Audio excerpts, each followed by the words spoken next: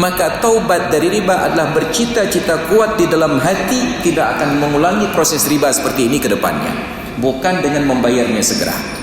Oke, kalau Anda punya modal untuk bayar segera silahkan, tapi jangan paksakan untuk bayar hutang itu segera, karena itu akan menimbulkan mafasid yang lain.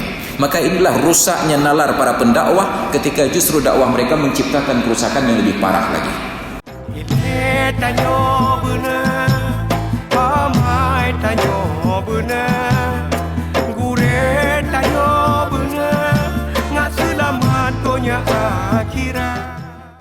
Maka ada seorang kawan saya, hampir saja terjadi perceraian antara dirinya dan istrinya hanya karena pengajaran taubat dari riba yang keliru.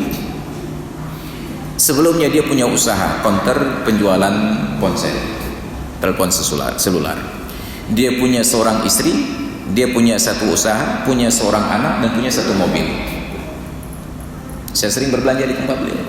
Suatu hari tiba-tiba dia telepon saya, "Ustaz, saya minta waktu untuk ketemu Anda." Oke, saya janjikan di warung tempat kami biasa ngopi. Datanglah beliau,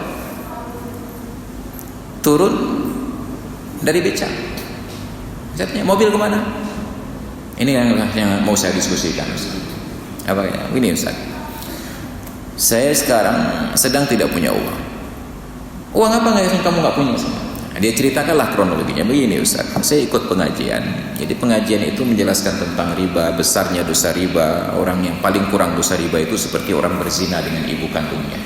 Lalu karena saya memang modal bisnis dulu dari riba, saya datang temui Ustaz ini bertanya, "Ustaz, saya sudah terlanjur berutang secara riba, ada usaha counter HP, saya punya mobil juga dari riba ini. Saya mau taubat, bagaimana caranya?" "Jual mobilmu, jual tempat usahamu, bayar utang dan mulai lagi." Maka yang saya lakukan, Ustaz, semua modal yang saya miliki saya jual, mobil saya jual, saya bayar utang, dan sisa uang saya hanya 8 juta rupiah. Saya punya seorang istri, punya seorang anak, tidak punya tempat tinggal, saya pulang kampung. Sambil menunggu ada usaha yang pas, uang yang ada ini modalnya habis. Sekarang saya terlunta-lunta, istri sudah minta cerai. Bayangkan, taubat dari riba tapi terjadi perceraian, anaknya terlunta-lunta. Saya katakan, siapa yang suruh Anda tobat seperti ini?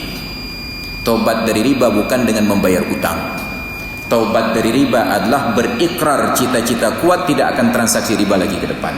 Tapi bahwa sekarang Anda sudah transaksi riba, riba itu di awal transaksi, bukan di utang yang Anda bayar kemudian. Cicilan bukanlah riba. Riba adalah akad di awal, berutang 100 juta, bayar 110 juta ataupun lebih. Itu yang riba. Tapi ketika utang ini sudah Anda ikrarkan, ini adalah utang yang wajib dibayar. Anda bertaubat kapanpun, mau dilunasi sekarang, mau ikuti skema kredit sampai selesai, utang dosa Anda tidak bertambah. Hanya baru berbeda apabila yang bertaubat itu pihak bank. Dipanggil nasabahnya, "Ustaz, lu berutang saya berapa?" 100 juta, Pak. Kami suruh bayar berapa? 150 juta, Pak Ustaz. Oke lah, sekarang kami dari pihak bank sudah taubat semuanya, maka Bapak Ustaz bayar utang 100 juta saja. Kapan bank akan taubat? Fa in tubtum falakum ru'usu amwalikum. Kalau kalian bertaubat, maka modal itu milik kalian, yang lain batalkan. Tapi ini yang bertobat bukan yang mengutangkan, yang bertobat yang berutang. Andai kata ada orang yang berutang dengan bertobat boleh bayar pokok utangnya saja, saya yakin semua orang yang berutang akan bertobat. Tapi tidak bisa, karena itu adalah utang yang sudah terakad. Maka taubat dari riba adalah bercita-cita kuat di dalam hati tidak akan mengulangi proses riba seperti ini ke depannya, bukan dengan membayarnya segera. Oke, kalau Anda punya modal untuk bayar segera silahkan, tapi jangan paksakan untuk bayar hutang itu segera, karena itu akan menimbulkan mafasid yang lain. Maka inilah rusaknya nalar para pendakwah ketika justru dakwah mereka menciptakan kerusakan yang lebih parah lagi. Maka pegawai mereka masuk kerja dengan cara sogok. Kalau mau tobat dari masuk kerja yang sogok, berhenti bekerja. Berhenti bekerja. Apa yang salah pada orang masuk kerja dengan cara sogok? Rinci dulu masalah, apanya yang salah? Pekerjaannya salah, ataukah sogoknya salah, ataukah gajinya salah? Yang salah adalah proses sogoknya. Ar-rashi wal murtashi wal ra'ish bainahuma finnar.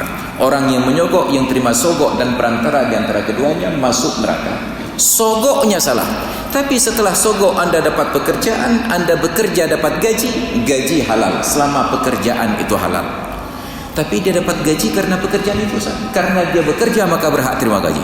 Tapi dia dapatkan pekerjaan karena sogok, sogok tetap haram. Kalau bukan karena sogok dia tidak bisa dapatkan pekerjaan. Pertanyaannya, dia sudah bekerja? Sudah. Sebenarnya dia tetap layak dapatkan pekerjaan dan dia akan dapatkan pekerjaan walaupun tanpa sogok. Karena itu sudah tertulis di Lauh Mahfuz. Tanpa sogok pun dia sudah akan diterima bekerja. Tapi karena dia tidak sabar dan tidak yakin kepada Allah, maka dia sogok. Kalau dia tidak sogok, tidak dapat pekerjaan, Pak Ustaz. Kalaulah dengan sogok dapat pekerjaan, yakinlah setiap orang yang menyogok pasti dapat pekerjaan. Tapi coba perhatikan, betapa banyak orang yang sudah bayar sogok tapi tidak dapat pekerjaan. Maka bukan karena sogok dia dapat kerja. Karena Allah sudah tentukan dia dapat kerja, maka dia dapat kerja. Tapi karena dia tidak sabar, dia bayar sogok. Maka jangan ubah persepsi manusia bahwa dengan sogok dia dapat kerja. Bukan, karena Allah sudah tentukan dapat kerja, maka dia bekerja. Maka kalau ada pegawai negeri sipil, militer ataupun polisi, taubat. Bukan dengan keluar dari pekerjaan tersebut, tapi bernazar, bercita-cita kuat, proses masuk kerja seperti ini tidak akan diulangi lagi. Maka justru yang salah adalah orang yang bekerja, masuk kerja lulus murni lewat tes, diberikan gaji. Gajinya haram. Kenapa? Karena tidak bekerja. Itu namanya gaji buta. Orang yang masuk kerja dengan bayar sogok, sogoknya haram. Tetapi gajinya halal karena dia bekerja. U'tul ajira ajrahu qabla ayyajuffa araquhu. Berikan upah kepada orang yang bekerja sebelum kering keringatnya. Ini persepsi yang keliru karena tidak memahami substansi dari masalah. Maka sampaikan ke kawan-kawan kita yang berkonsultasi masalah ini. Ustaz, saya sudah terlanjur ambil riba, mau tobat gimana? Bertobatlah, jangan pernah ambil riba lagi ke depan. Utang yang ada, bayar cicilan sampai selesai. Apa harus saya jual properti untuk bayar sekarang? Kalau itu menyusahkan hidupmu, jangan dipaksakan. Bayar, karena tidak bertambah dosa karena membayar cicilan. Hanya akan menyebabkan dosa apabila engkau paksakan untuk membayar. Ustaz, saya masuk pegawai dulu dengan sistem sogok, cara sogok. Bagaimana saya mau tobat? Tobatlah. Gimana caranya? Ke depan, anakmu, keponakanmu, kerabatmu, kawan-kawanmu yang bertanya, ajarkan mereka, jangan sogok, ikut tesnya. Tapi saya sudah terlanjur masuk pekerjaan ini dengan sogok, tobatlah. Jadi saya harus keluar. Jangan. Pekerjaanmu selama engkau melakukan dengan baik, engkau tidak berdosa, terima gaji dan halal. Tapi dulu masuk sogok, yang sogok itu tetap haram, tobat nasuha kepada Allah. Nasihati orang lain, jangan masuk dengan cara sogok seperti saya, karena sudah ditentukan oleh Allah Ta'ala. Maka jangan suruh dia berhenti dari pekerjaannya. Nanti akan masuk orang lain dengan cara sogok, berlanjut lagi sogok-sogok ini. Na'udzubillah, summa na'udzubillah. Ilmu tanyo benar, amai tanyo benar, kure tanyo benar, ngak selamat dunia akhirat.